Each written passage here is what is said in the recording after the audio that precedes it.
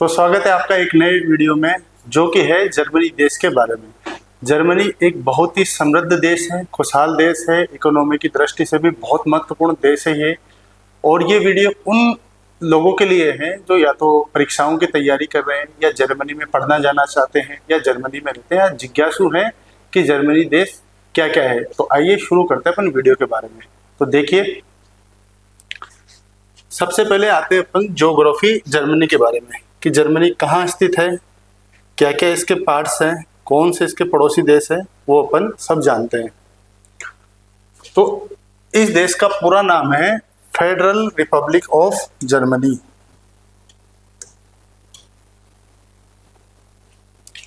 ये इसका हो गया पूरा नाम, फेडरल रिपब्लिक ऑफ जर्मनी। कोई आपसे पूछ ले कि जर्मनी का पूरा नाम क्या है, तो फेडरल रिपब्लिक ऑफ जर्मनी, ठीक है, क्योंकि यहाँ पर गणतंत्र है। ये मौजूद है सेंट्रल वेस्ट यूरोप में, जो यूरोप महाद्वीप है उसके सेंट्रल वेस्ट में ये मौजूद है। इसका अगर अपन एरिया वाइज देखें तो 3,57,000 किलोमीटर स्क्वायर में ये फैला हुआ यूरोप का छठा सबसे बड़ा देश है। फैक्ट की बात है, छठा सबसे बड़ा देश है। अब बात करते हैं इस जर्मनी के पड़ोसी देशों के बारे में। तो कितने पड़ोसी देश हैं? टोटल हैं 9 पड़ोसी देश।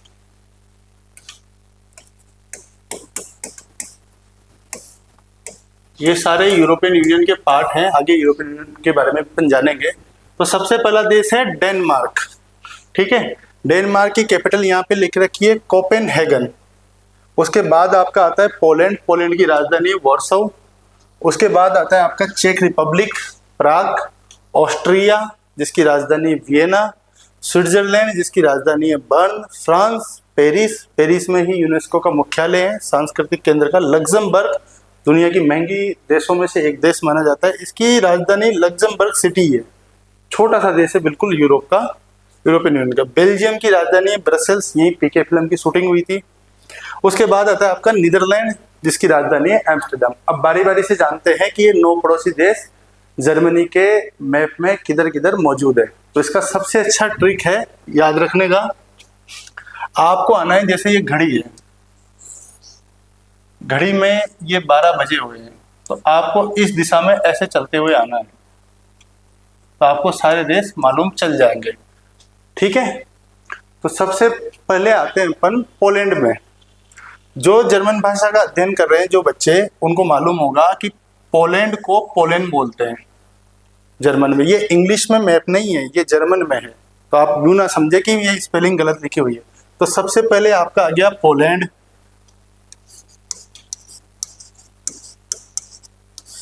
उसके बाद आप चलते हो, ये आ गया आपका चेक रिपब्लिक,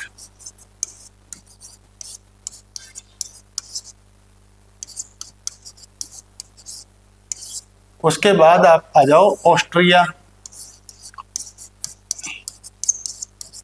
ऑस्ट्रिया और ऑस्ट्रेलिया में डिफरेंस रखना है। ऑस्ट्रेलिया एक महाद्वीप है अपने आप में, बहुत बड़ा देश है। ये ऑस्ट्रिया है। ऑस्ट्रिया के बाद में आप ऐसे चलोगे तो इसके नीचे आ गया स्विट्जरलैंड, बहुत ही खूबसूरत देश है स्विट्जरलैंड। उसके बाद आगे आओगे, ये आपका आ गया फ्रांस,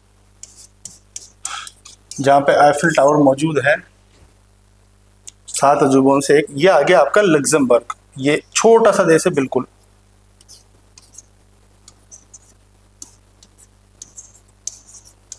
लग्जमबर्ग, इसकी राजधानी लग्जमबर्ग सिटी। इसके बाद आ गया आपका बेल्जियम,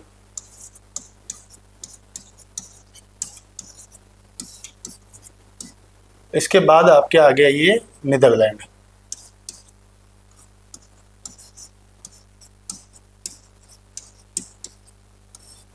ठीक है, ये हो गया इसका ज्योग्राफिकल कंडीशन कि कौन सा देश किधर मौजूद है। ऊपर है आपका डेनमार्क।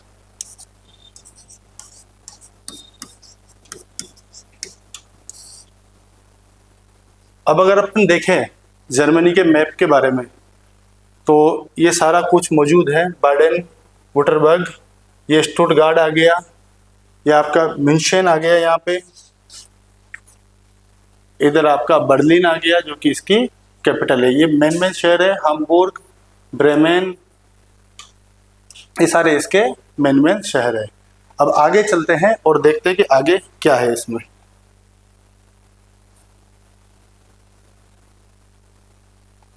अब बात करते हैं population and states of Germany. कितनी जनसंख्या है जर्मनी की और कितने राज्य है। यहाँ पे अपन प्रोविंस नहीं बोलेंगे, स्टेट्स बोलेंगे, क्योंकि ये फेडरल रिपब्लिक है। ठीक है,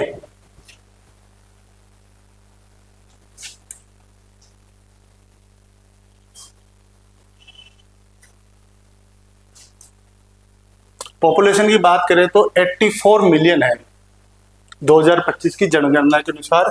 यूरोपियन यूनियन में सबसे ज्यादा आबादी वाला ये देश है। कभी आपसे पूछ ले कि यूरोपियन यूनियन में, ना कि यूरोप में, यूरोपियन यूनियन अलग है। ठीक है, तो यूरोपियन यूनियन में आपसे पूछ ले कि सबसे ज्यादा आबादी वाला देश कौन सा है, तो वो है आपका जर्मनी। पॉपुलेशन डेंसिटी की बात करें तो 233 लोग पर स्क्वायर किलोमीटर में रहते हैं। यानी अगर एक ऐसे अगर बनाया जाए स्क्वायर, एक स्क्वायर 1 किलोमीटर का, इधर से 1 किलोमीटर 1 किलोमीटर 1 किलोमीटर, तो इसमें 233 लोग रहते हैं। तो पूरा एकदम खुला खुला देश है, भीड़ भाड़ वाला देश नहीं है बिल्कुल भी। अर्बनाइजेशन, शहरीकरण में 77% लोग शहरों में रहते हैं यहाँ पे, गाँव में बाकी 23% जनसंख्या ही निवास करती है। मेजर सिटी की बात करें तो इसका सबसे पहले आ गया बर्लिन, जो कि कैपिटल है, हाम्बुर्ग, म्यूनिक, इसको मुनिच नहीं पढ़ते हैं अंग्रेजी में, अगर आप पढ़ोगे मुनिच पढ़ोगे इसको, पर ये म्यूनिक है, और जर्मनी में इसको म्यूनशन बोलते हैं। ये आ गया आपका कोलोगन। ठीक है, ये फ्रैंकफुट नहीं है, फ्रांकफुट होता है इसका मतलब, फ्रांकफुट, ये फ्रांकफुट मेन शहर है इनके। ठीक है, अब आ जाते हैं कि इसमें कितने स्टेट्स है। तो ये 16 राज्यों से मिलकर बना हुआ है। जर्मनी देश 16 राज्यों से मिलकर बना हुआ है। इसकी राजधानी है बर्लिन, जो कि लार्जेस्ट सिटी है और कल्चरल हब का केंद्र मानी जाती है। हर राज्य की अपनी पार्लियामेंट है, संसद है और अपना संविधान है। बाकी तो वो उससे चलते ही है, पर इनका खुद का भी है। ठीक है, अब आगे बढ़ते हैं।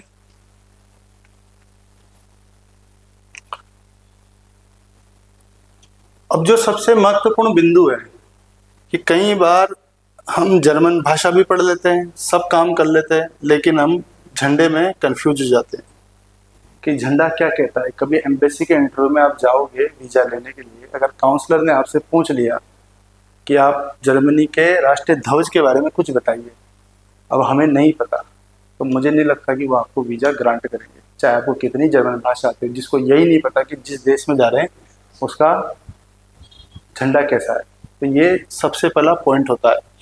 जर्मनी का झंडा 3 रंगों से मिलकर बना हुआ है, ब्लैक, रेड और गोल्डन। ये येलो नहीं है, पीला नहीं बोलते इसको, गोल्डन है ये। स्क्रीन में आपको दिख सकता है, थोड़ा गलत रेजुलेशन की वजह से पीला दिख सकता है ये, लेकिन ये है गोल्डन। ठीक है, ट्राई कलर का झंडा है, जैसे भारत का झंडा होता है 3 रंगों का, इसमें सिर्फ चक्र नहीं है बीच में।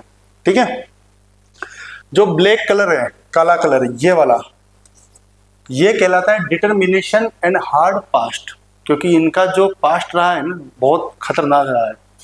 इन्होंने 2 वर्ल्ड वार लड़े हैं, हारे भी है रशिया से 2nd वर्ल्ड वार, और मतलब जर्मनी पूरा तबाह हो गया था वर्ल्ड वार 1st और 2nd में बिल्कुल। फिर भी इन्होंने एकदम अपना औद्योगिकरण से, इंटरनेशनल रिलेशन से, लोगों की मेहनत से, ईमानदारी से इन्होंने अपने देश को वापस खड़ा किया एकदम मजबूत। अगर आप पिक्चर देखोगे गूगल में वर्ल्ड वार की, तो पूरा खत्म है, बर्लिन, हाम्बुर्ग, सब बहुत इन्होंने संघर्ष किया। ये रोना नहीं रोते कि हमारे पास राज करके चले गए, मैंने तोड़ दिया, इन्होंने खुद बनाया है। ठीक है, लाल कलर जो कहता है वो कहता है स्ट्रगल, जो किया है इन्होंने, बहादुरी जो दिखाई है, एंड यूनिटी, बिना यूनिटी के कोई देश नहीं बन सकता, तो झंडे में ये कलर दिया गया है। जो गोल्डन कलर है वो दिया गया है होप, प्रोस्पेरिटी एंड फ्रीडम, आज़ादी जो इनको मिली और ये आज एक स्वतंत्र देश है और मजबूत देश है, उसके बारे में।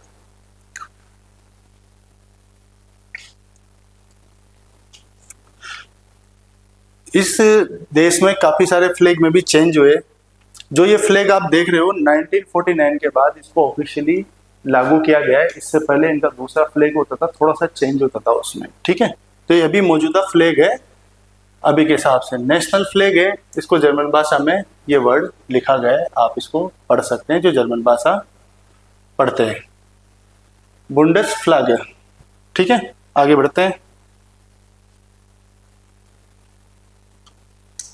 अब बात करते हैं इनके नेशनल सिंबल की। जैसे भारत का नेशनल सिंबल है सत्यमेव जयते, वैसे इनका भी नेशनल सिंबल है, वो भी अपने को पता होना चाहिए। तो इनका जो नेशनल सिंबल है ये है ईगल।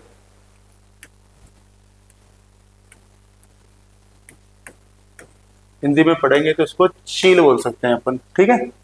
ये ईगल है, इसको ध्यान रखना। कई बार आप जाओगे जर्मनी में तो गवर्नमेंट जो ऑफिसेज होते हैं उनमें ये ऐसा कुछ लगा रहेगा, पुलिस वालों के वर्दी पे, इन पे। ये उनका सत्यमेव जयते कर। इसको बोलते हैं the freedom eagle, the federal eagle, ठीक है। ये सिंबल है स्ट्रेंथ का, सोवर्निटी का, संप्रभुता का और एकता का, ठीक है। इसको अगर हिंदी में देखें तो ये मजबूती से इन्होंने अपना देश का निर्माण किया दोबारा, सोवर्निटी, संप्रभुता और एकता, ठीक है।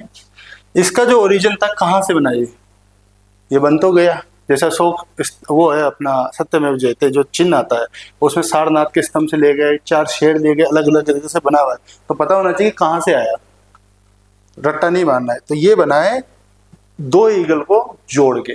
पहले होती थी 2 ईगल, ये होली रोमन एम्पायर में 2 ईगल को ये इनका सिंबल हुआ करता था। अब इसको थोड़ा सा मॉडिफिकेशन करके इसको एक चील में परिवर्तित कर दिया। नीचे पीला कलर है, लाल चोंच है और ये बॉर्डर इसका ये है। ये भी आपको ध्यान रखना है, कई बार एग्जाम में ये भी पूछ लेते हैं और अपने को पता होना चाहिए अगर अपन जर्मनी के बारे में पढ़ रहे हैं तो। उसके बाद आते हैं नेशनल सिंबल्स ऑफ जर्मनी। यहाँ का राष्ट्रीय फूल क्या है, पौधा क्या है, जानवर क्या है और करेंसी क्या है, ठीक है। और नेशनल एंथम क्या है। सबसे पहले बात करते हैं यहाँ के नेशनल एंथम की। जैसे अपना जनगण मन है भारत का राष्ट्रीय गान, वैसे इनका नेशनल एंथम है, ठीक है। इसकी जो 3rd स्टांजिया है उसको यूज किया जाता है ऑब्वियसली, क्योंकि ये फोकस करती है यूनिटी पर।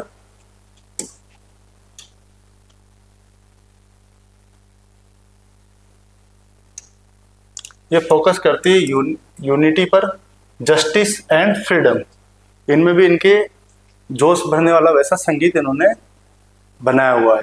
ये इसका कुछ लाइन लिखी हुई है, दास लेडे दैट डोइशन, ठीक है।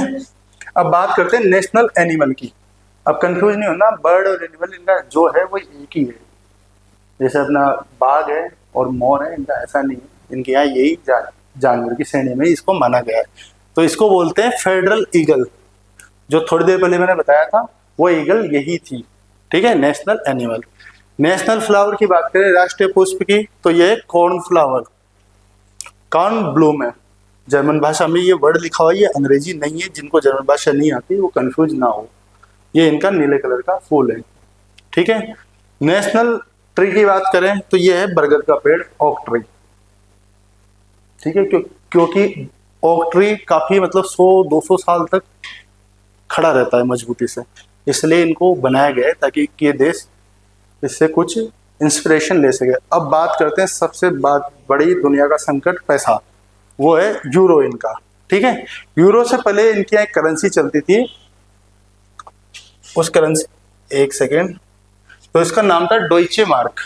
पहले दूसरी करेंसी चला करती। जब ये यूरोपियन यूनियन में संगठित हुआ देश तो इन्होंने अपनी करेंसी को यूरो बना दिया। कुछ यूरो की फोटो है, तो 2002 में इनके यहाँ यूरो आ गया, ठीक है। आगे बढ़ते हैं। अब बात करते हैं इकोनॉमी के बारे में, देश के बारे में बात होगी कि इनकी देश की मजबूती क्या है, पैसा कहाँ से कमाता है देश की, इतना अमीर ये देश बना हुआ है। तो बात करते हैं इसकी इकोनॉमी के बारे में। जो 4th largest economy in the world, थोड़ा बहुत ऊपर नीचे हो सकता है। ये वीडियो जब मैं बना रहा हूँ, इकोनॉमी भी इंडिया की भी काफी ऊपर जा रही है, तो ऊपर नीचे ये आंकड़ा हो सकता है, ठीक है। ये पहले मैं आपको बता देता हूँ। आजकल इकोनॉमी इंडिया काफी अग्रणी है, तो ऊपर नीचे ये आंकड़ा जा सकता है, फिर भी अब एक मान के चले कि चौथा, पांचवा, छठा नंबर पे ही ये रहते हैं टॉप 10 में। ओके, तो इस पॉइंट को आप ध्यान रखें, ये करेक्शन हो सकता है इसमें। लार्जेस्ट इकोनॉमी है यूरोप में, यानी सबसे अमीर देश है पूरे यूरोप का, सबसे ज्यादा पैसा इस देश में। जीडीपी की बात करें, ग्रॉस डोमेस्टिक प्रोडक्शन, सकल एकल उत्पाद, तो ये है 3.6 trillion USD, United state dollar. काफी अच्छी इकोनॉमी इनकी। एक्सपोर्ट यानी निर्यात, कि ये किस देश में क्या सामान भेजते हैं, कितना भेजते हैं वर्ल्ड में, तो ये वर्ल्ड का 3rd लार्जेस्ट एक्सपोर्टर है। बड़ा मीन्स ये नहीं कि सामान की तादाद में, ये मशीनरी, कार, टेक्नोलॉजी भेजता है, वो महंगी होती है। जैसे चाइना बहुत सारे सामान भेजता है लेकिन उनकी कीमत कम होती है, तो ये 3rd लार्जेस्ट एक्सपोर्टर है वर्ल्ड का। जर्मनी को यूरोप का पावर हाउस भी कहा जाता है, इकोनॉमिक पावर हाउस। इससे ज्ञात होता है कि लार्जेस्ट इकोनॉमी है पूरे यूरोप में, तो इसका मतलब हो गया कि यूरोप का पावर हाउस हो गया। अगर ये देश कमजोर हो जाएगा तो मान लीजिए आप यूरोप में त्राई त्राई मच जाएगी। अब बात करते हैं ऑटोमोबाइल सेक्टर की। आपने कारें देखी होंगी, ठीक है, तो मोस्टली इनकी 3 जो प्रमुख कंपनियां हैं कारों की, वो है फोक्सवैगन, इसको BMW नहीं पढ़ते, इसको BMW पढ़ते हैं, ठीक है, क्योंकि ये जर्मन वर्ड है, ये तीनों, ये इंग्लिश नहीं है दोस्तों, ये तीनों इंग्लिश वर्ड नहीं है, ये जर्मन वर्ड है, क्योंकि जर्मन भाषा भी इंग्लिश की तरह मिलती जुलती लिखी जाती है, ठीक है। तो इसका नाम हो गया फोक्सवैगन, ये हो गया BMW, वे, ये मर्सिडीज बेंज नहीं होता, मर्सिडीज बेंज होता है, मर्सिडीज, उसका उच्चारण अलग है, ठीक है। आप बोल सकते हो हम भाषा में, लेकिन इसका ये अर्थ है, इसको फ पढ़ते हैं, ये वॉक्सवैगन नहीं होता, ये फ होता है, फ फल वाला, वॉक्सवैगन, ये होता है BMW, वे, सही उच्चारण, ठीक है। आपने कारें देखी होंगी। बात करें आईटी एंड सॉफ्टवेयर में, तो SAP इनकी बहुत बड़ी सॉफ्टवेयर कंपनी है आईटी सेक्टर में, ये आईटी की कंपनी है और सॉफ्टवेयर की कंपनी है। और एक है इनकी सीमेंस, जो मशीनरी की कंपनी है, गुड़गांव की जो रैपिड मेट्रो वो सीमेंस की बनाई हुई है, तो इंडिया में भी इसकी टेक्नोलॉजी बहुत तादाद में है। केमिकल एंड फार्मास्यूटिकल्स के BASF कंपनी इनकी बहुत बड़ी कंपनी है, केमिकल प्रोड्यूसर की, वर्ल्ड में इसका नाम आता है।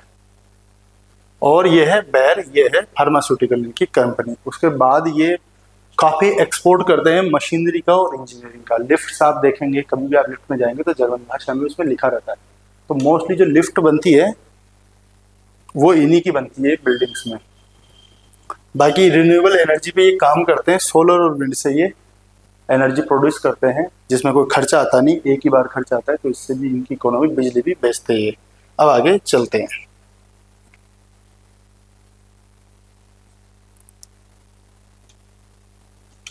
बात करते हैं इनके education opportunity and education system पे और बेनिफिट्स फॉर इंडियन स्टूडेंट। अगर कोई बच्चा यहाँ पढ़ने जाता है तो उसके लिए क्या बेनिफिट है, क्या इनका एजुकेशन सिस्टम है। पहले तो इनका जो स्कूली शिक्षा होती है वो 13 साल की होती है, जैसे अपने भारत में 12 साल की होती है, ठीक है, 13 साल की होती है। यदि कोई बच्चा यहाँ पढ़ने जाना चाहता है बैचलर कोर्स में, तो 12 साल की पढ़ाई होगी उसकी इंडिया में, ठीक है। उसके बाद उसको 1 साल जर्मन में स्टूडियो कोलिंगन प्रोग्राम करना पड़ेगा, ताकि उनके कोर्स के बराबर वो आ जाए, फिर उसको एडमिशन वहाँ पे मिलेगा, ठीक है। ये सिस्टम है, थोड़ा सा इसको आप देख सकते हो। और यहाँ पे जो पब्लिक यूनिवर्सिटीज होती है, यानी गवर्नमेंट यूनिवर्सिटी, सरकारी, पब्लिक को सरकारी यूनिवर्सिटी बोलते हैं, जो पब्लिक के पैसे से ही चलती है, ये हो गई आपकी फ्री होती है, एक तरह से फ्री एजुकेशन है वहाँ पे, सारे कोर्सेज की फ्री एजुकेशन है। या फिर अगर उनमें फीस लगती है तो नाम मात्र की फीस लगती है, बहुत ही कम, 10,000, 20,000, 30,000 साल की, जो कोई मायने नहीं रखती। और जो सेमेस्टर कंट्रीब्यूशन होता है वहाँ पे, वो अप्रोक्स 250 से 350 यूरो होता है। 1 यूरो भी 100 का चल रहा है, तो 25 से 30,000 रुपये सेमेस्टर फीस लगती है, जो एग्जाम की फीस होती है, बाकी ट्यूशन फीस वहाँ नहीं लगती। Over 400 universities and 20,000 plus programme. 400 से ज़्यादा वहाँ पे यूनिवर्सिटी है, गवर्नमेंट प्राइवेट मिला के, प्राइवेट तो कमी है, 20,000 से ज़्यादा प्रोग्राम है। तो मेरे हिसाब से इसमें सारे दुनिया के जितने प्रोग्राम होते हैं, कोर्सेज, वो सब मौजूद है। इनका जो मोटो है वो रहता है strong focus on research. Research पे बहुत पैसा खर्च करते हैं। इंडिया से भी जो बच्चे जाते हैं वहाँ रिसर्च के लिए, पीएचडी के लिए, बहुत उनको बेनिफिट मिलता है। इनोवेशन एंड प्रैक्टिकल ट्रेनिंग पे ये फोकस ज़्यादा देते हैं, क्योंकि जब बच्चे को प्रैक्टिकली नहीं आएगा तो वो कैसे ही थ्योरी का क्या ही करेगा। थ्योरी तो बहुत सब आती है। अब बेनिफिट फॉर इंडियन स्टूडेंट, जो काफ़ी सारे बच्चे पढ़ते हैं उनके लिए अफोर्डेबल हायर एजुकेशन है कंपेयर टू यूके यूएसए, क्योंकि यहाँ फीस बहुत ज़्यादा लगती है, यहाँ फीस है ही नहीं। ठीक है। नो IELTS जो इंग्लिश का एग्जाम होता है, जैसे TOEFL, Duolingo, PT, Pearson Test of English, वैसे ही इनके यहाँ कई यूनिवर्सिटियों में मतलब चाहिए ही नहीं। अगर आप MBA करने जा रहे हो, क्योंकि वो चूंकि इंग्लिश मीडियम में ही होती है, तो उसमें कुछ कोर्स वो बैंड मांग लेते हैं, 6.5 बैंड, 7 बैंड, 5 बैंड, उसमें मांगेंगे, बाकी अदर कोर्सेज में वो नहीं मांगेंगे। ठीक है, ये सारी चीजें। वर्ल्ड क्लास इंस्टीट्यूट इनके पास में है TU Munich, Heidelberg, LMU Munich, RTWH आखन, ये इनके प्रीमियर इंस्टीट्यूट। अगर आप पढ़ने जाओ तो इनमें एक बार जरूर अप्लाई करो आप। इनका अगर आपके पास एडमिशन लेटर है तो यूँ मान लीजिए आपको बहुत अच्छी एजुकेशन मिलने वाली है, आपको कोई नहीं रोक पाएगा। उसके बाद आ जाते हैं स्कॉलरशिप। जैसे कुछ पेड कोर्स है, अब अपने पास पैसे नहीं है कि मैं रिसर्च करना चाहता हूँ, PhD करना चाहता हूँ, या कोई कोर्स पेएबल है, कुछ कुछ होते हैं, तो स्कॉलरशिप भी मौजूद है। कभी भी आप पढ़ना चाहो तो DAAD और ये एरेस्मुस और डॉचलैंड स्टिपेंडियम, ये 3 वेबसाइट है। इनको आप गूगल पे सर्च करके और एक बारी स्कॉलरशिप में अपना क्राइटेरिया भर के जरूर चेक करें। बहुत अच्छी स्कॉलरशिप ये तीनों संस्थान देते हैं। अब आगे चलते हैं। Job and career opportunity, Germany में पढ़ाई तो हो गई, लेकिन जॉब एंड अपॉर्चुनिटी क्या है? तो पार्ट टाइम आप कर सकते हो 20 घंटे,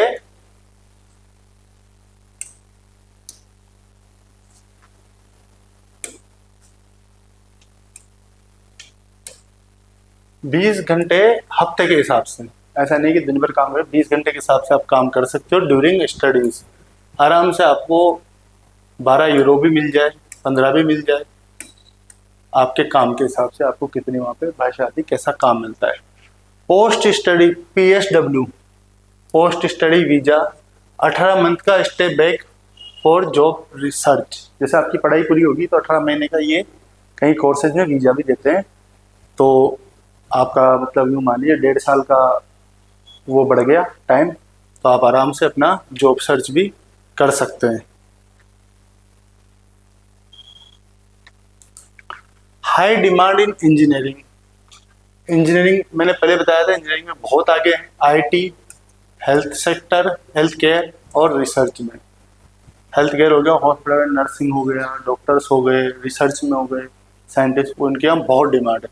जर्मन 4 लार्जेस्ट इकोनॉमी है, थोड़ा ऊपर नीचे हो सकता है, इकोनॉमी अभी चेंज हो रही है, तो स्ट्रॉन्ग जॉब मार्केट है अभी आज की कंडीशन में। अब जर्मन भाषा सीखने के क्या एडवांटेज है? तो जर्मन भाषा सीखने के एडवांटेज ये है कि आपको जॉब अपॉर्चुनिटी वहाँ पे जर्मनी में आराम से मिल जाती है, इजी सेटलमेंट है।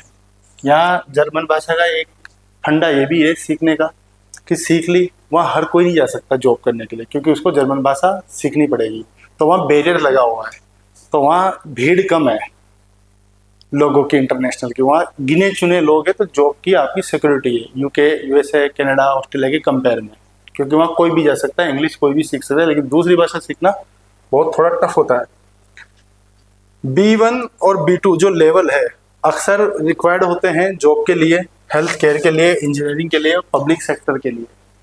A1 A2 के बाद में B1 आता है, तो कई सेक्टर में B1 भी मांगते हैं, कई में B2 भी मांगते हैं। इससे ऊपर जो लेवल होता है वो होता है C1 और C2।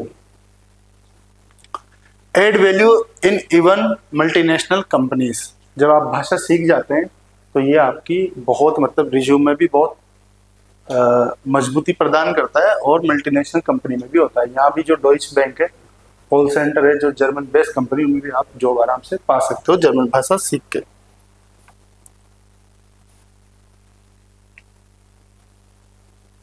अब थोड़ा सा हिस्ट्री के बारे में अपन पढ़ लेते हैं, ठीक है। ब्रीफ इंट्रोडक्शन है ये, पूरा विस्तार में नहीं है, ठीक है।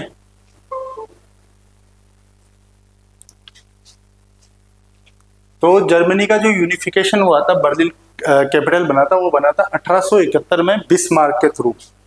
ये आपके बिस्मार्क हो गए, यही थे वो, इन्होंने जर्मनी का यूनिफिकेशन किया था।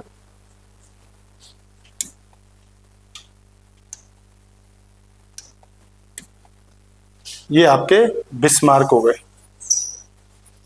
ठीक है। 1914 से 1918 तक इन्होंने वर्ल्ड वार फर्स्ट लड़ा, डिफीट किया। फिर उसके बाद वेमार रिपब्लिक बना। ये उस समय की फोटो है जब ये वेमार रिपब्लिक बना। उसके बाद 1933 से 1945 तक हिटलर ने यहाँ पर राज किया। हिटलर को सब लोग जानते हैं, ठीक है। तो हिटलर, ये भाई साहब थे हिटलर, इनको सारी दुनिया जानती है।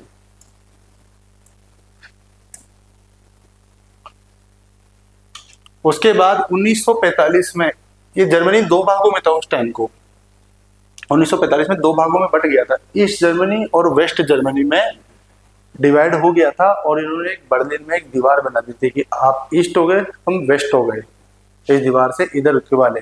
उसके बाद क्या हुआ, 1989 में, यानी 1989 में, ये बर्लिन की दीवार, ये सीमेंट की दीवार थी प्रॉपर, ये इन्होंने तोड़ दी और ये जर्मनी पूरा एक हो गया। कब हो गया, 1990 में, वेस्ट रीयूनिफिकेशन। उसके बाद इसका नाम आया फेडरल रिपब्लिक ऑफ जर्मनी, और उनके बाद इन्होंने अपना झंडा वगैरह सब कुछ जारी किया।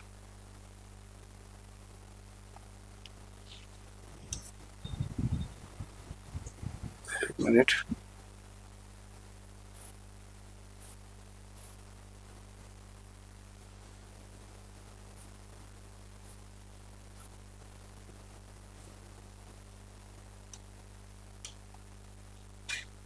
अब बात करते हैं कि मैंने पहले बताया था कि जर्मनी यूरोपियन यूनियन का एक सदस्य देश है, और इसको बनाने में इसका एक बहुत बड़ा योगदान भी था। इन्होंने भी सहयोग किया था यूरोपियन यूनियन बनाने में। इसमें 27 देश मौजूद है। ये यूरोपियन यूनियन का फ्लैग है ऑफिशियल। इन्होंने 27 देशों ने मिलकर अपनी एक यूनियन बना रखी है, ताकि ये वीजा फ्री आराम से मतलब व्यापार कर सके बिना किसी झिझक के। कोई टैक्स वगैरह बहुत सारी चीजें होती है, उन्होंने माफ की हुई है, ठीक है। इन्होंने यूरोपियन यूनियन ज्वाइन किया 1958 में, ओके। उसके बाद इन्होंने यूरोपियन यूनियन कमीशन को भी ज्वाइन किया 1995 में। अब ये क्या होता है, ये शेंगन, जो आपने सुना होगा यूरोप का वीजा, शेंगन वीजा। उसमें ये 29 कंट्री है, जिनमें अगर आप एक कंट्री का वीजा ले लेते हो शेंगन वीजा, तो आप 29 देश में आराम से ट्रेवल कर सकते हो। इवन आप जब बॉर्डर पार करोगे बाई ट्रेन या, तो वहाँ पे आपका स्टैंपिंग भी नहीं होगा, इमिग्रेशन भी, ठीक है। ये यूरोपियन कमीशन का फ्लैग है। और एक बात और ध्यान रखना कि जो 27 देश यूरोपियन यूनियन में, वो सारे इसमें नहीं है, शेंगन वीजा में अंतर्गत नहीं आते। ऐसा नहीं कि यूरोपियन यूनियन में 27 कंट्री उनका शेंगन वीजा होगा, और जो शेंगन में है, इसका मतलब ये नहीं है कि वो सारे यूरोपियन यूनियन के सदस्य देश हैं। 2-3 देशों का डिफरेंस है, ओके। ये हो गया।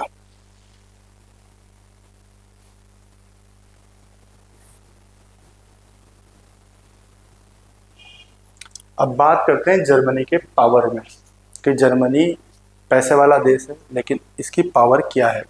तो पावर की बात करें तो ये एक नाटो देश सदस्य है। अब नाटो क्या होता है, नाटो का मतलब है नॉर्थ अटलांटिक ट्रीटी ऑर्गेनाइजेशन। ये अमेरिका का खोज है पूरा नाटो। उस अमेरिका ने अपना इन्फ्लुएंस यूरोप में बनाने के लिए ये एक समूह बनाया कि यदि आपके नाटो देश में जो सदस्य हैं, किसी एक पर दूसरा देश हमला कर देता है तो वो सारे नाटो देश पे हमला माना जाएगा। फॉर एग्जाम्पल, पोलैंड भी नाटो देश का सदस्य है और जर्मनी भी है, बेल्जियम भी है, फ्रांस भी है। यदि फ्रांस पर हमला होता है तो जर्मनी को अपनी आर्मी भेजनी पड़ेगी वहाँ पे और उसको बचाना पड़ेगा। तो सारे मिलके युद्ध लड़ेंगे, क्योंकि ये एक छोटे छोटे देश है, इनके पास इतनी आर्मी भी नहीं है कि ये मुकाबला कर सके। और दूसरी फायदा ये हो जाता है इनको कि अमेरिका का इन्फ्लुएंस मिल जाता है, अमेरिका से वेपन्स की सप्लाई मिल जाती है। और दूसरी चीज़ कि ये आपस में फिर झगड़ते नहीं है बॉर्डर के लिए, सिक्योरिटी के लिए, क्योंकि सिक्योरिटी में बहुत पैसा खर्च होता है, तो उससे इनको एक फायदा भी है। तो जो नाटो फाउंडेड हुआ था वो हुआ था 4 अप्रैल 1949 को।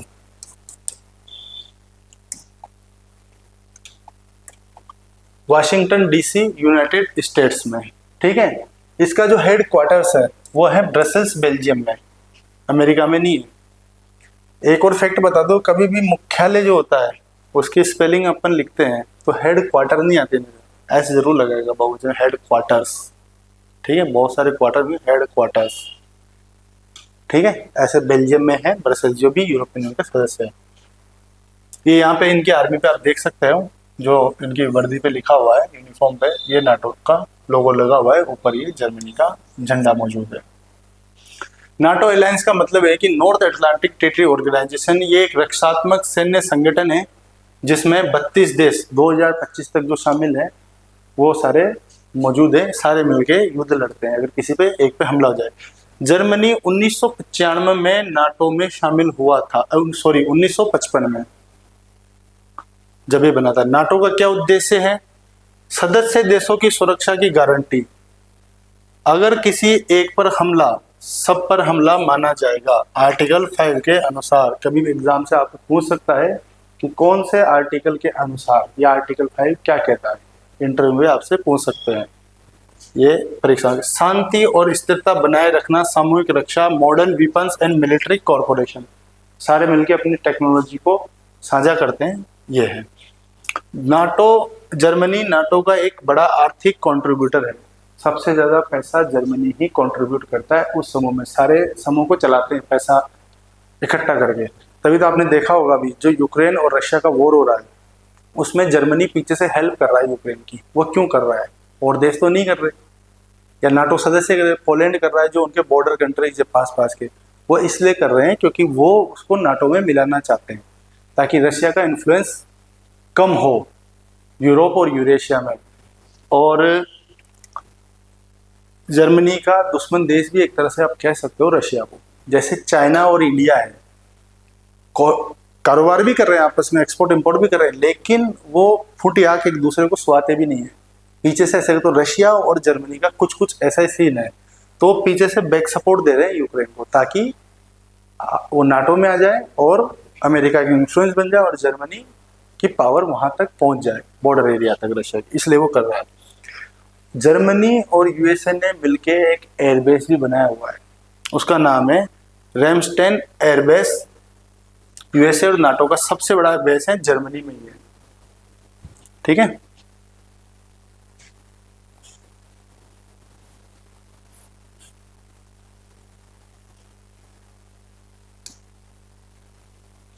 अब बात करते हैं इनके फोर्सेस के बारे में। तो इनकी फोर्सेस का नाम है फेडरल डिफेंसेस फोर्सेस। 1955 में इन्होंने अपनी आर्मी संगठित करी प्रॉपर, जर्मनी जब बना प्रॉपर तरीके से। हेडक्वार्टर इसका बॉन में है, इसका एडमिनिस्ट्रेटिव ऑफिस बॉन में है, और जो कमांड दी जाती है, मेन सेंटर, कमांडिंग सेंटर, वो इनका बर्लिन में है, राजधानी में, ठीक है। जो आर्मी में इनके हैं 1,80,000 सैनिक है, 30 से 40,000 रिजर्व है। बजट है इनका 55 से 60 बिलियन डॉलर वार्षिक। ये इनके सैनिक की फोटो है, काफी एडवांस आर्मी है इसकी। ये इनकी आर्मी का लोगो है।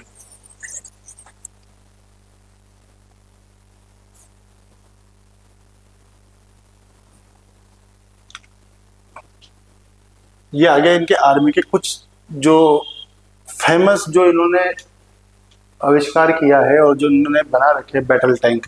तो इनका है लेपर्ड 2 जो इनका मेन टैंक है। उसके बाद इनका है आर्मर्ड पर्सनल कैरियर बॉक्सर, जिसमें सैनिक बैठ के एक जगह से दूसरी जगह जाते हैं सेफ्टी से, गोले दागते हुए। उसके बाद इनका इन्फेंट्री फाइटिंग व्हीकल पूमा, ये इनका बहुत एडवांस टेक्नोलॉजी के। ये आर्टिलरी में देखें तो PZH-2000, और इनके लगभग 60,000 man and women serve in the German army. महिलाएं और पुरुष दोनों इनमें काम कर रहे हैं, देश की सेवा कर रहे हैं।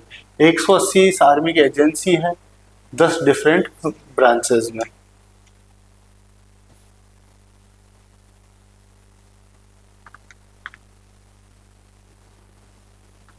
अब बात करते हैं कि एयरफोर्स में तो 6 वर्ल्ड वाइड ऑपरेशन इनके चल रहे हैं।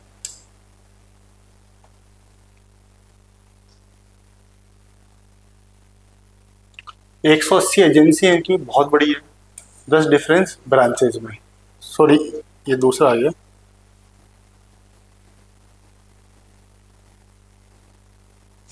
हाँ, एयरफोर्स में 6 वर्ल्ड वाइड ऑपरेशन है इनके, 27,725 एक्टिव सोल्जर है, 380 एयरक्राफ्ट एंड हेलीकॉप्टर है इनके पास में। ये इनके एडवांस जो है मुख्य वो इनका नाम है टाइफून।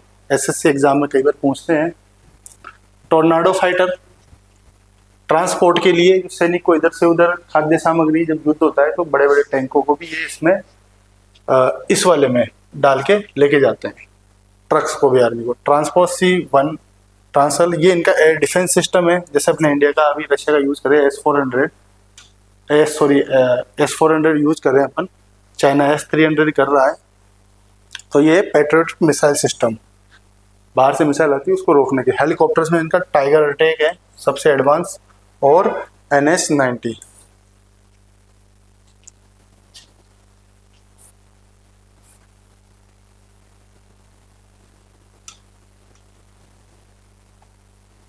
बात करें इनकी नेवी की, जिसको मरीन बोलते हैं, ठीक है, तो ये इनके जलपोत है, हिंदी में इनको जलपोत बोलते हैं। ये इनकी सबमरीन है टाइप 20-12A। ये स्टील डीजल इलेक्ट्रिक दोनों से चलती है ये सबमरीन, डीजल से भी चलती है और इलेक्ट्रिकल से भी ये चलती है। पहले क्या होता था कि जब डीजल से चलाते थे तो इंजन आवाज करता था, तो वो जो उसके जो वो होती थी, कंपन होते थे, तो दूसरी सबमरीन उसको सुन लेती थी। उसके बाद क्या हुआ, उसको इलेक्ट्रिक में कन्वर्ट किया गया। अब बिजली कहाँ से आएगी, तो उसमें जनरेटर चलाया जाता था सबमरीन में, बैटरियाँ चार्ज की जाती थी, फिर उनको यूज किया जाता था अंदर के अंदर ही, ताकि वहाँ इंजन की आवाज़ ना आए, क्योंकि 10 किलोमीटर दूर से भी पता लग जाता है कि कौन से सबमरीन किस दिशा में चल रही है उसकी आवाज़ से। 16,300 इनके सेलर है, नेवल इन्फेंट्री है एंड एयरमैन है।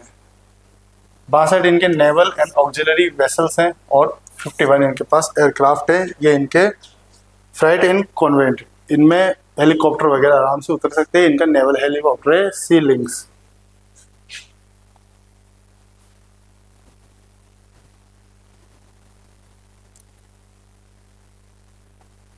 अब बात करते हैं जर्मनी के भौगोलिक क्षेत्र, ज्योग्राफिकल कंडीशन पे अपने को पता होना चाहिए कौन सा क्या है, क्योंकि ये भी विविधताओं से भरा हुआ देश है। ऐसा नहीं कि एकदम सपाट देश है, कई जगह ऊंचा है, कई जगह नीचा है, कई जगह ग्लेशियर है, सारी चीज़ें हैं। तो ये नॉर्दर्न प्लेन्स है, ये फोटो मैंने लगाई हुई है इंटरनेट से लेके, आप देख सकते हैं। और ये साउथ बॉर्डर इनका ग्लेशियर सरफेस है, यहाँ पे बर्फ जमी होती है। ये प्लेटू है और माउंटेन रेंज है। प्लेटू का मतलब होता है पठार, भूमि का उठा हुआ भाग। कहीं से जैसे आपने कभी रेलवे स्टेशन पे जाएंगे तो वहाँ लिखा होता है समुद्र तल से ऊंचाई, वो इसीलिए होती है। कई जगह आप देखोगे तो जयपुर की बहुत कम दिखाई देगी समुद्र तल, और हिमाचल जाओगे तो समुद्र तल की ऊंचाई ज़्यादा देखेगी। वैष्णो देवी जितना ज़्यादा ऊंचाई रहेगी, 1 किलोमीटर जाने पे 2 या 3 डिग्री तापमान कम हो जाता है और बादल ऊपर आ जाते हैं। इसीलिए आप देखो कि उत्तराखंड में बादल फटने की घटनाएं होती है। राजस्थान में बादल फटेगा तो 1-2 किलोमीटर ऊपर से नीचे आया तो पानी बन जाएगा, लेकिन ऊपर डायरेक्ट ही गिर जाता है उन पर।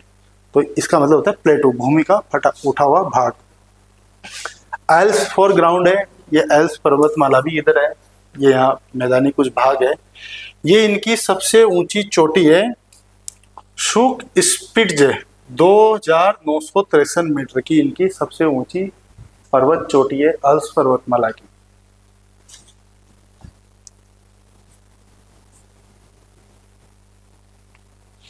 अब इनका क्लाइमेट देखते हैं कि यहाँ पे कैसा मौसम है जर्मनी में। सब लोग जानते हैं कि यहाँ बस ठंडी पड़ती है, बाकी इनका जो मौसम है वो मॉडरेट है, मध्यम जलवायु। मॉडरेट क्लाइमेट का मतलब क्या होता है कि balance temperature in winter and summer. ऐसा नहीं है कि समर होगी नहीं, विंटर में माइनस में जा रहा है तो समर होगी, वहां समर भी है और विंटर भी है। शीतोष्ण जलवायु,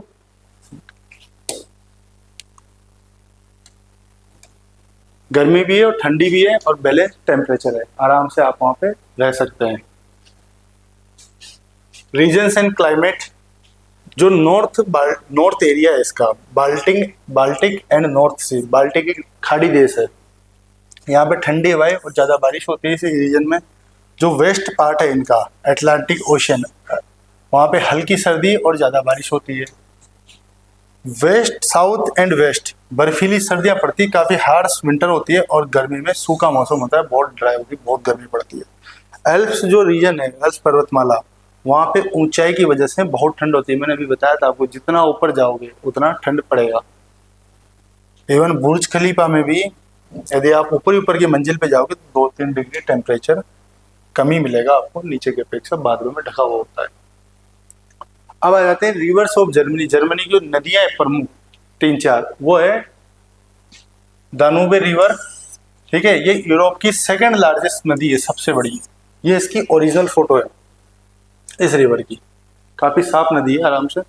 और इसका जो ओरिजिन है, उद्गम स्थल, वो है ब्लैक फॉरेस्ट जर्मनी से, और जो एंडिंग हो रही है ब्लैक सी रोमानिया में हो रही है। ब्लैक फॉरेस्ट तो जर्मनी से निकलती है और जो खत्म होती है वो रोमानिया देश में होती है। रोमानिया देश की राजधानी है बुकारेस्ट। सिटीज जो कवर करती है जर्मनी में, उल्म, रेगेंसबर्ग और पसाउ। उच्चारण अलग हो सकता है, मैं पहले बोल रहा हूँ, जर्मन भाषा में इसको कुछ अलग बोलेंगे, मेरा उच्चारण भिन्न हो सकता है, मैं उसको अंग्रेजी की तरह बोल रहा हूँ। जो बच्चे जानते हैं जर्मन भाषा वो इसको समझ पाएंगे कि मैं क्या कहना चाह रहा हूँ। जो ये कंट्री कवर करती है नदी, बहुत बड़ी नदी है, मैंने लिखा हुआ है 10 देश को ये कवर करती है नदी। 10 देशों में होते हुए ये नदी बहती है। ये बहती है जर्मनी में, Austria, Slovakia, Hungary, Croatia, Serbia, Bulgaria, Romania, Moldova और यूक्रेन में। ठीक है, यूक्रेन की राजधानी आप हमेशा याद करके रखना, कीव।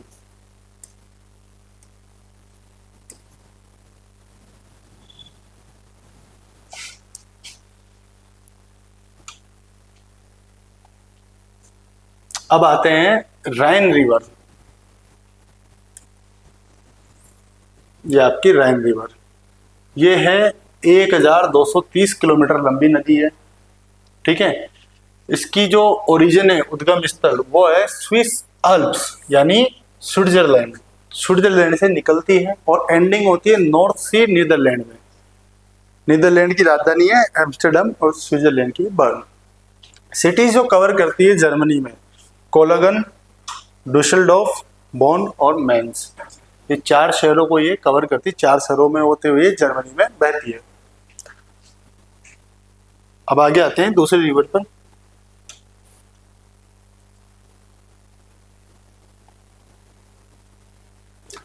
अब है एल्ब रिवर। ये है 1094 किलोमीटर, ओरिजिन इसका चेक रिपब्लिक, एंडिंग है इसका नॉर्थ सी जर्मनी में।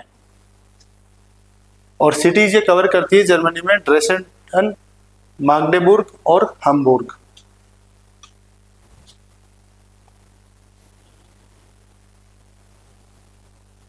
चौथी जो इनकी नदी है, ये छोटी नदी है, 524 किलोमीटर है ये मेन रिवर। ये इसकी फोटो है, नदी के किनारे देखो आप, घर बसे हुए हैं, कितना सुंदर नजारा है। सिटीज जो कवर करती है वुर्सबर्ग, फ्रैंकफर्ट, एमेंस, ये कवर करती है। इसका ओरिजिन है बवेरिया रीजन, जो जर्मनी का है बवेरिया रीजन, नीचे नीचे मैप में आता है बवेरिया। और जो एंडिंग होती है इसकी रैन रिवर में ये मिल जाती है, मेंज रिवर में, यानी उसकी सहायक नदी हम इसको बोल सकते हैं रैन की। अब आते हैं यहाँ के सी पोर्ट में, जो इनके प्रमुख बंदरगाह है। ये भी आपको मालूम होनी चाहिए कि इकोनॉमी इनकी कैसे बढ़ रही है। तो देखिए कितने बड़े बड़े बंदरगाह इनके।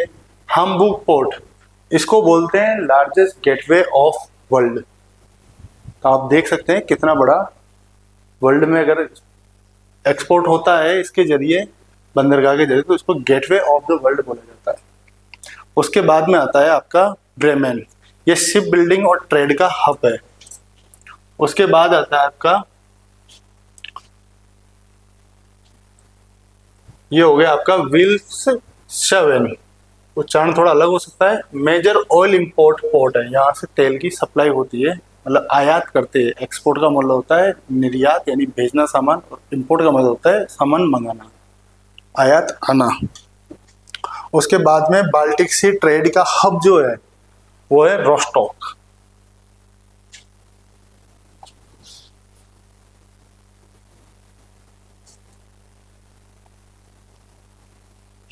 अब आते हैं इनके नेचुरल रिसोर्सेज क्या है जर्मनी के पास, ऐसा कि ये आगे बढ़ते जा रहे हैं। तो नेचुरल रिसोर्स इनका कोल एंड लिग्नाइट, कोयला इनके पास बहुत ज़्यादा है, एनर्जी की बैकबोन है। बैकबोन बोले तो मतलब कि कोयला नहीं तो कुछ नहीं, कोयले से ये बहुत कुछ कर रहे हैं। और जर्मनी ने थोड़ा सा कॉम्प्रोमाइज़ किया अपनी प्रकृति के प्रति। जैसे क्या होता है कि आज अपने देश में हम कुछ बनाने लगे तो 10 विरोधी आ जाएंगे कि आप लिथियम निकाल रहे हो, उससे कितना प्रदूषण होगा। तो इन्होंने इस बात को नकार दिया, जैसे चाइना ने नकार दिया कि प्रदूषण हो रहा है तो होने दो, देश का विकास भी तो करना है। चीन के आप कई शहर देखेंगे अभी, शंघाई, बीजिंग, नैनजिंग, गुआंगझो बहुत प्रदूषित शहर है, लेकिन उनका विकास देखो आप कितना बढ़ रहा है। तो आपको कुछ पाने के लिए कुछ तो खोना पड़ेगा। आप सोचो कि प्रदूषण भी ना हो और सारा कुछ हो जाए, आप एनर्जी को एक रूप से दूसरे रूप में बदल सकते हो, एनर्जी बना नहीं सकते हो। अब कोई कह दे कि सोलर ऊर्जा को फ्री की तो मिल रही है धूप, लेकिन जब सोलर पैनल बनता है जिसमें लिथियम यूज में होता है, उसको जो शुद्ध किया जाता है उसमें बहुत कोयला खर्च होता है, बहुत बिजली खर्च होती है, वो बहुत प्रदूषित होता है। जब जाके वो लिथियम होता है, जब जाके फ्री बिजली मिलती है। ऐसा तो वो एक उपयोग हो सकता है कि जहाँ पे बिजली मौजूद नहीं है, दूर दराज इलाकों में, आप सोलर से बना सकते हो। इसका मतलब ये नहीं कि सोलर का मतलब कि कोई प्रदूषण ही नहीं हुआ उसको प्रोड्यूस करने में, उसमें बहुत प्रदूषण। तो इन्होंने कॉम्प्रोमाइज किया इस चीज में। दूसरी चीज नेचुरल गैस एंड पेट्रोलियम, हालांकि इतना नहीं है इनके पास, फिर भी है, ताकि अपना काम नॉर्थ सी से एक्सट्रैक्शन किया जाए, मतलब नॉर्थ सी से ये निकालते हैं फिर उसको रिफाइन करते हैं। Iron, low S and potash प्रचुर मात्रा में निकलता है यहाँ पे, पोटाश और लो आयस, लोहा नहीं लो आयस, उसके बाद में अलग अलग रिफाइन करके बनाया जाता है। उससे बनता है स्टील एंड फर्टिलाइजर इंडस्ट्री, वो इनकी चलती है। यानी खुद ही निकाल रहे हैं और खुद ही बना रहे हैं, खुद ही बेच रहे हैं, बाहर भी भेज रहे हैं, तो पैसा पैसा कमा रहे हैं। रिन्यूएबल एनर्जी का लीडर है। नवीनीकरण ऊर्जा, जिस ऊर्जा को आप बना सकते हो, जो मतलब खत्म नहीं होती। विंड पावर कभी खत्म नहीं होगी, हवा कभी खत्म नहीं होगी, सोलर एनर्जी कभी खत्म नहीं होगी। वो अगर खत्म तो दुनिया खत्म। तो विंड पावर इनकी मेन जो हब है, विंड टर्बाइन होती है, ये देखी होगी आपने, कहीं जैसलमेर वगैरह जाते होंगे आपने, देखना आप कभी।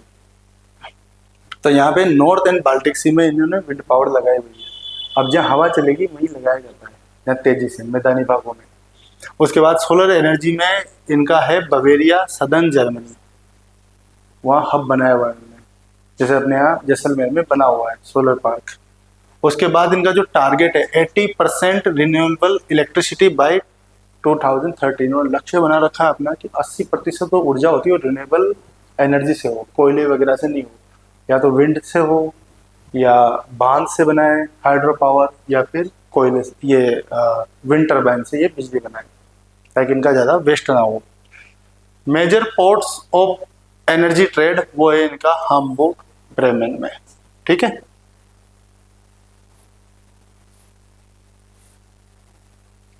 अब आ जाते हैं इनके थोड़ा सा अपन पॉलिटिकल सिस्टम में, यहाँ क्या सिस्टम है, राष्ट्रपति, प्रधानमंत्री क्या होता है, इनका जो लेजिस्लेचर होता है, न्यायपालिका वो कैसी होती है, जुडिशरी क्या है, वो थोड़ा सा देख लेते हैं हम। शॉर्ट में है पूरा। इनका जो सिस्टम है फेडरल, एक सेकेंड,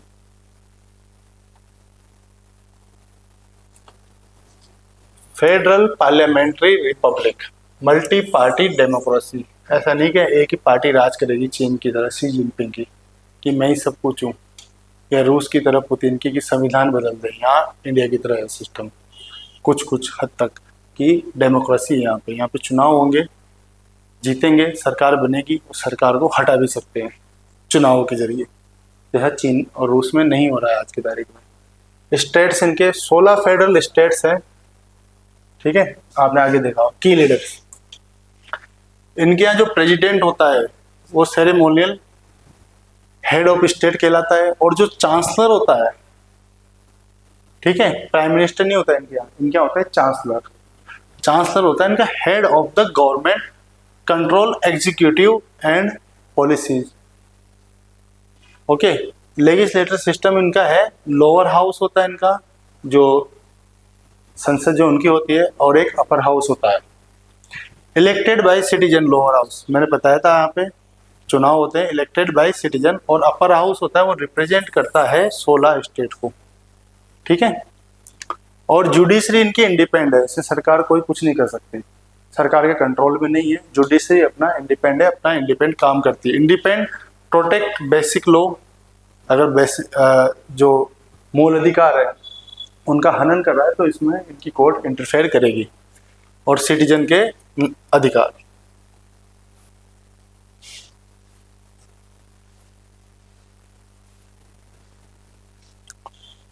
तो ये था इस वीडियो में। कैसा लगा आपको वीडियो, कमेंट करके जरूर बताएं। और अगले वीडियो में हम पढ़ेंगे एक नए देश के बारे में। तो मिलते हैं अगले वीडियो में। धन्यवाद।